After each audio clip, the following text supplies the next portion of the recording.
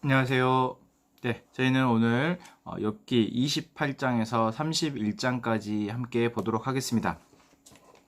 네, 어제 27장까지 해서 욥과 세 친구의 대화가 끝이 나고 어떤 세 친구에 대한 욥의 마지막 변명 또는 어떤 대답까지 끝이 났습니다. 자, 그 세 친구와 욥의 대화 가운데 주요 주제는 결국 하나님의 의가 우리에게 어떻게 나타나느냐이죠. 새 친구는 결국 하나님의 의는 인과응보, 하나님의 어떤 기준에서 벗어나면 벌을 주시고 하나님의 기준에서 합하면 하나님 복을 주신다라는 인과응보적 기준으로 하나님의 의를 이야기하였고, 욥은 거기에 대해서 자기도 그것을 동의하지만 자기는 하나님에 의해서 벗어나지 않았다. 그래서 지금 이렇게 자기가 고통당하고 있는 것은 이유를 알 수 없다. 그래서 친구들에게 대해서도 화를 내게 되고 또 너희들이 지혜가 없어서 나의 어떤 의로운 모습을 보지 못한다. 또 하나님에 대해서도 하나님 왜 그러신 모르겠습니다. 하나님 이렇게 하소연하고 어떤 탄원하는 그런 모습이 나왔습니다. 자, 그러다 보니까 28장을 보시면 28장은 사실 언뜻 보기에도 욥의 이야기도 아니고 세 친구의 이야기도 아닌 장이 딱 한 장이 그냥 이렇게 마치 잠언과 같은 장이 한 장에 들어와 있습니다. 이것을 우리가 지혜장이라고 하는데 지혜에 대한 이야기를 하는 것이죠. 28장은 그러니까 지혜에 대한 이야기를 한다. 자, 왜 이 장이 들어와 있을까 생각해 보면 결국 앞에서 새 친구와 욥이 나누는 대화가 결국 이 세상을 살아가는 지혜에 대한 이야기에 대한 논쟁이었다라는 것이죠. 그러다 보니까 이 논쟁을 정리하기 위해서 뜬금없이 28장이 들어옵니다. 자, 그래서 28장은 마치 이제 잠언과 같죠. 잠언에 나오는 장. 그래서 앞에 28장을 보시면 1절부터 11절까지는 어떤 우리가 땅 속에서 숨겨져 있는 보물을 찾는데 참 수고하게 된다. 정말 어렵다라는 이야기를 쭉 하고 있습니다. 그러면서 12절에 그러나 지혜는 어디서 얻으며 명철이 있는 곳은 어디인가. 이제 땅 속에서 보물은 찾을 수 있는데 어떤 그런 수고와 노력을 통해서 땅 속에 숨겨진 보물은 찾을 수 있지만 지혜는 어디서 얻을 수 있느냐, 명철은 어디에 있냐 라고 이야기하면서 지혜를 찾기가 쉽지 않다. 인간의 수고와 노력으로 지혜를 얻는 것이 어렵다라는 이야기를 표현하고 있는 것이죠. 자, 결국 이 12절부터 쭉 마지막 절까지 읽다 보면 결국 인간의 지혜, 하나님이 주셔야 한다라는 이야기로 마무리합니다.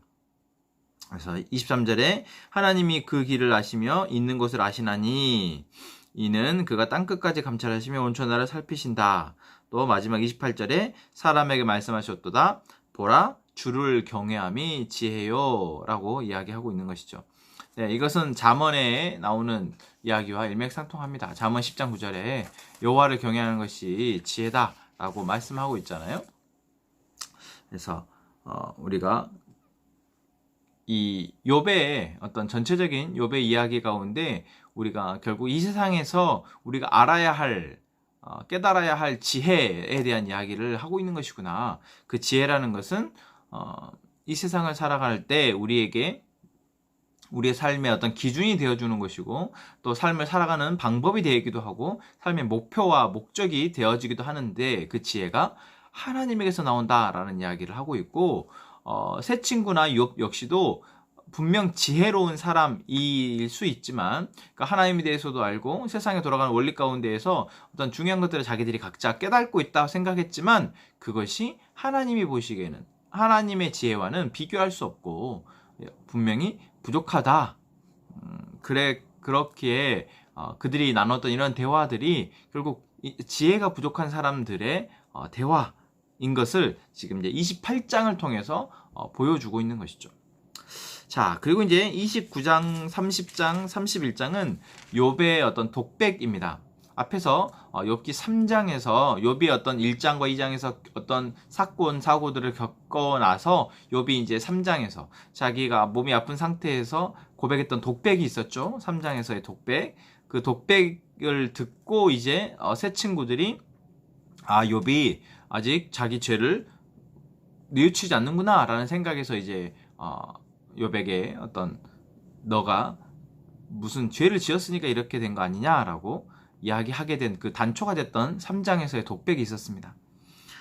그 독백을 통해서 욥은 계속해서 하나님 앞에 탄원하고 자기의 신세를 처량하게 생각하며 탄식하며 차라리 죽는 것이 낫겠다라고 어떤 극단적인 어떤 탄식을 하게 되죠.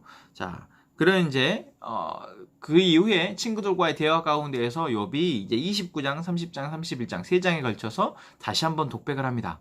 이때의 독백은 좀 이성을 차린, 그러니까 정신을 좀 차린 것 같고 약간 읽어보시면 알겠지만 욥이 조금 이제 하나님에 대해서나 또는 자기의 상황에 대해서 좀 많이 차분해졌고 가라앉았고 감정이 좀 가라앉았구나 라는 것을 조금 볼 수 있습니다.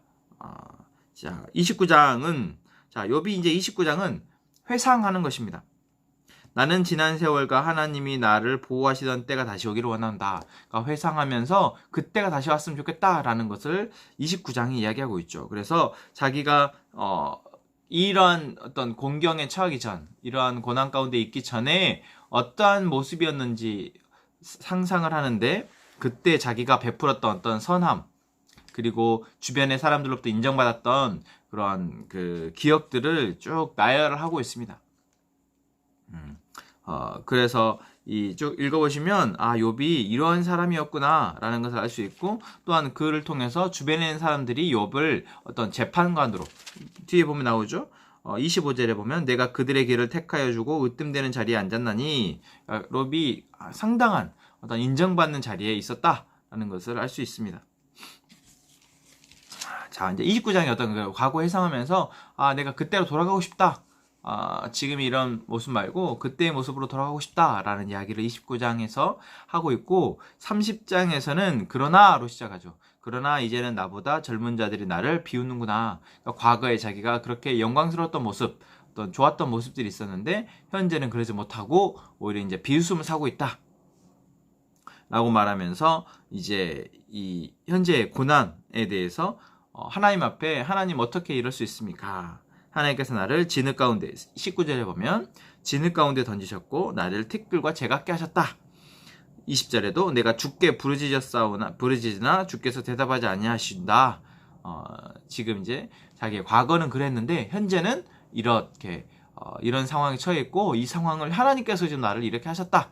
또 어떤 3장에 비해서는 좀 더 차분한 어조이지만 역시 하나님에 대한 어떤 실망 또는 탄원의 이야기가 30장에 나오고 있습니다. 자, 31장은 다시 한번 이제 자기가 과거의 상황에 대해서 이야기를 했던 29장과 30장에 이어서 내가 이제 내 눈과 약속하였다라는 말로 쉬어가야죠. 이거는 자기가 여전히 하나님이 보시기에 의롭지 않았던 적이 없었다. 자기의 어떤 예를 한 10가지 정도를 들면서 내가 의롭지 않았던 때가 있었나? 내가 하나님 앞에 죄를 범한 적이 있었나? 라는 어떤 자기 변명 또는 자기 변호의 장이 31장입니다. 그러면서 나오시지만 내가 내 눈과 약속하였나니 어찌 처녀에게 주목하랴. 그러니까 보통 흔히 사람들이 범하는 죄들이 있잖아요. 그러한 그 하나님에 의해서 벗어나는 모습들에 대해서 자기가 그렇게 행하지 않았다. 어떤 성적인 문제나 또는 어떤 그 하나님의 공의와 사랑을 베푸는 문제, 이런 문제에 있어서 내가 정말 나는 바르게 의롭게 행했다라는 것을 32장에서 쭉 이야기하고 있습니다. 그러면서 어떤 반복되는 표현인데 그게 이제 만일 뭐뭐뭐 했다면 이라는 표현이죠. 5절 말씀 나오죠. 만일 내가 허위와 함께 동행하고 내 발이 속임수에 빨랐다면, 이 허위와 함께 동행한다는 말은 내가 이제 허망한 생활, 좀 낭비하고 이런 생활을 했고, 또한 속임수에 빨랐다면, 남을 속이고 이런 일에 빨랐다면 이라고, 만일 뭐뭐 했다면 자기가 라고 표현한 거죠. 다시 말하면 자기는 그렇게 행하지 않았다. 그래서 만일 내가 그러했다면 이런 벌을 받기에 합당한데 나는 그러지 않았다 라는 자기의 확신에 찬 변명, 변호입니다. 9절 말씀에도 나오죠. 만일 내 마음이 여인에게 유혹되어 이웃의 문을 엿보아 문에 숨어서 기다렸다면, 그랬다면이란 말은 자기는 그런 적이 없었다. 그러면서도 또 16절에도 이런 표현이죠. 내가 언제 가난한 자의 소원을 막았거나 과부의 눈을 하여금 실망하게 했던가. 그러니까 자기는 그런 적이 없었다라는 것을 강력하게 지금 주장하고 있습니다. 이러한 31장의 어떤 이야기들을 쭉 읽어보면 욥이 자기의 삶에 돌아보면서 아무리 봐도 내 삶에 하나님에 의해서 벗어난 것이 없었던 것 같다라는 것을 강력하게 주장하고 있습니다. 이러한 걸 통해서 앞에 이제 29장에서 나왔던 것처럼 내가 다시 과거의 모습으로 돌아가고 싶다. 그런데 내 현재의 모습이 이렇다. 그리고 아무리 돌아봐도 내가 하나님이 보시기에 내가 생각하는 하나님의 지혜 또는 하나님의 의의 기준에서 이러한 범죄를 저지른 적이 없다. 이러한 죄를 저지른 적이 없다. 라고 강력하게 이야기하고 있는 것이죠. 네.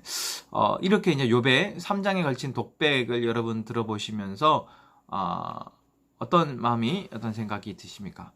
욥과 같은 사람, 욥과 같은 의인이 없다라는 말이 정말 그렇구나. 그럼에도 불구하고 이러한 상황 가운데에서 욥이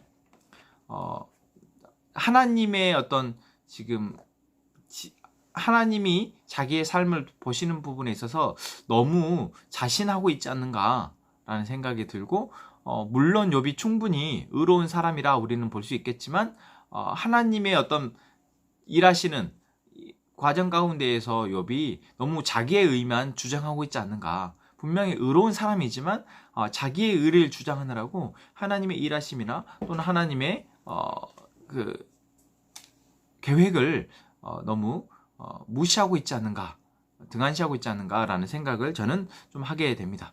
네, 오늘 31장까지 보았습니다. 이제 마지막 엘리후라는 사람이 또 한번 욥과 나누는 대화가 이제 32장부터 이어지고 어떤 결말로 지금 달려가게 됩니다. 네, 욥기 오늘 여기까지 보겠습니다.